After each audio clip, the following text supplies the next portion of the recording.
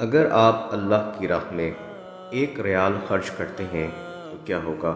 سورہ بقرہ آیت 261 کے مطابق اللہ سبحانہ و تعالیٰ اس کو پہلے 7 میں تبدیل کرے گا، پھر اللہ سبحانہ و تعالیٰ اس کو 700 سے ضرب دے دیتا ہے سورہ بقرہ آیت 261 کے مطابق۔ آیت نمبر 261 کے ہی مطابق اللہ سبحانہ و تعالیٰ اس کو کم از کم دگنا کر دے گا۔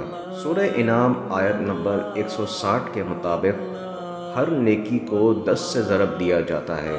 اگر آپ لیلۃ القدر میں 1 ریال خرچ کرتے ہیں تو وہ ایسا ہوگا جیسے آپ روزانہ اللہ کی راہ میں 1000 مہینے سے زیادہ 1 ریال خرچ کر رہے ہیں۔ سورہ نساء آیت نمبر 40 کے مطابق اللہ تعالیٰ اپنے رحمت کے خزانے سے اس کو بھی جتنا چاہے بڑھا دیتا ہے، بے شک وہ ہر چیز کا مالک ہے۔